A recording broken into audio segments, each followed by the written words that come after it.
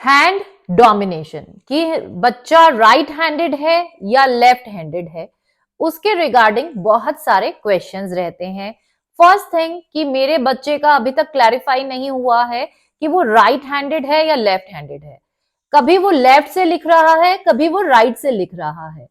तो उसके लिए मुझे क्या करना है, या फिर अगर बच्चा लेफ्ट हैंडेड है तो क्या मुझे फोर्सफुली उसको राइट हैंड से काम कराना चाहिए। तो आज हम इन चीजों पर डिस्कस करेंगे। सबसे पहली बात, बच्चे की हैंड डोमिनेशन।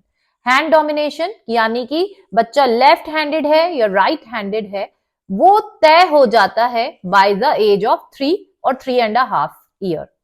जब बच्चा 3 से 3.5 साल का हो गया है तो ये फाइनलाइज हो जाता है।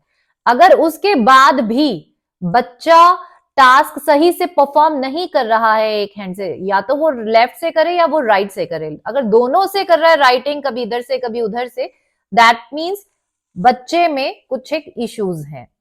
प्रेफर्ड हैंड चूज नहीं हुआ है, हैंड डोमिनेशन सेट नहीं हुई है। तो आपको बहुत ही सिंपल चीजें करनी है। Midline crossing and brain gym activities. Midline crossing activities जिसमें जो राइट बॉडी पार्ट है वो लेफ्ट की तरफ जाए और लेफ्ट बॉडी पार्ट राइट की तरफ जाए। तो इसकी बहुत सारी एक्टिविटीज हैं जो आप मेरे चैनल पर प्लेलिस्ट में जाकर मिडलाइन क्रॉसिंग फोल्डर में देख सकते हैं। The next thing is brain gym activity.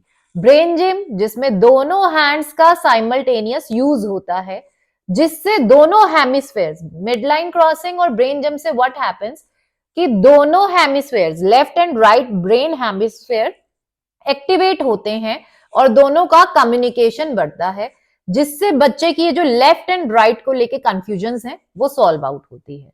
The third thing we have to do कि बच्चे को बहुत सारी क्रॉलिंग एक्टिविटीज कराना है, जिससे बच्चे का जो कम्युनिकेशन है और जो ये डिस्टिंक्शन है कि लेफ्ट एंड राइट, क्योंकि अगर फ्यूचर अभी ये सॉल्व नहीं हुआ तो फ्यूचर में डायरेक्शनैलिटी कि ये लेफ्ट है ये राइट है, तो वो सब इश्यूज बच्चे को रहेंगे। तो दिस इज वन थिंग कि हैंड डोमिनेशन सेट नहीं है तो क्या करना है। द सेकेंड थिंग कि मेरा बच्चा लेफ्ट हैंडेड है तो क्या मैं उसको राइट हैंड के लिए फोर्सफुली काम कराऊं, मतलब उसको प्रेफरेबली राइट से ही कराऊं।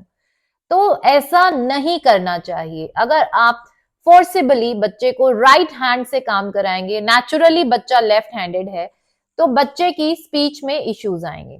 स्टटरिंग और स्टैमरिंग, हकलापन और तुतलापन, या फिर रुक रुक के बोलना, स्पीच में ये इश्यूज आ सकते हैं। तो वो चीज नहीं करनी है।